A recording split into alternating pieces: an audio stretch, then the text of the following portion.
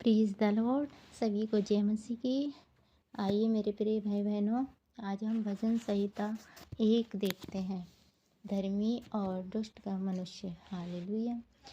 क्या ही धन्य है वह पुरुष जो दुष्टों की युक्ति पर नहीं चलता और न पापियों के मार्ग में खड़ा होता है और न ठट्ठा करने वालों की मंडली में बैठता है।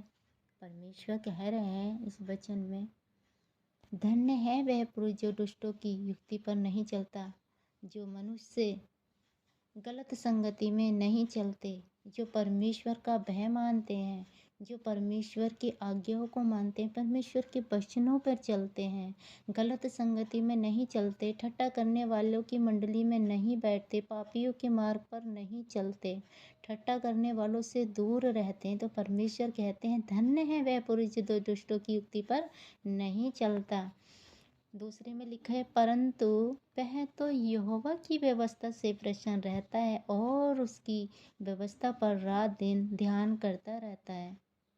और वो मनुष्य जो यहोवा की व्यवस्था से प्रसन्न रहता है और उसकी व्यवस्था पर रात दिन ध्यान करता रहता है, वह उस वृक्ष के समान है जो बहती नालियों के किनारे लगाया गया और अपनी ऋतु में फलता है और उसके पत्ते कभी मुरझाते नहीं हैं। इसलिए जो कुछ वह पुरुष करे वह सब सफल होता है। हालेलुया। प्रभु यहाँ कह रहे हैं वो मनुष्य उस वृक्ष के समान है जो बहते नालियों के किनारे लगाया जाता है। और जो वृक्ष बहते नालियों के किनारे लगाया जाता है मेरे प्रिय भाई बहनों, उसके पत्ते कभी नहीं मुरझाते, अपनी ऋतु में ही वो फलता है, फूलता है। और जो गलत लोग होते हैं, गलत संगति में रहते हैं, जैसे वो गलत हो जाते हैं, वैसे ही अगर गलत एक पेड़ को हम गलत जगह लगाएंगे तो वो कभी नहीं फलता, कभी नहीं फूलता। और ऐसे ही अच्छे मनुष्य का दृष्टांत दिया है प्रभु ने इस वचन में कि वह अच्छा मनुष्य उस वृक्ष के समान है जो बहती नालियों के किनारे लगाया जाता है और अपनी ऋतु में फलता है, उसके पत्ते कभी नहीं मुरझाते।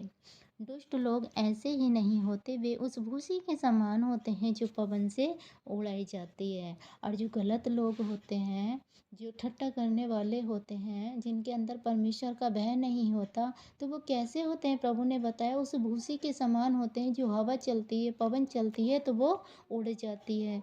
इसी कारण दुष्ट लोग अदालत में स्थान न रह सकेंगे और न पापी धर्मी की मंडली में ठहरेंगे। प्रभु ने कहा है इसीलिए दुष्ट लोग अदालत में स्थान नहीं रहेंगे, पापी धर्मियों की मंडली में और न पापी धर्मियों की मंडली में ठहरेंगे।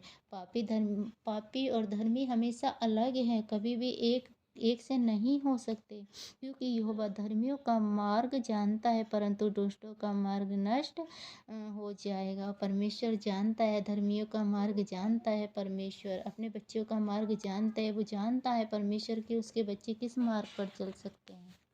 धन्यवाद हो मेरे पिता परमेश्वर, इस वचन के पढ़े जाने पर, सुने जाने पर आप सबको ब्लेस करे खुदावन।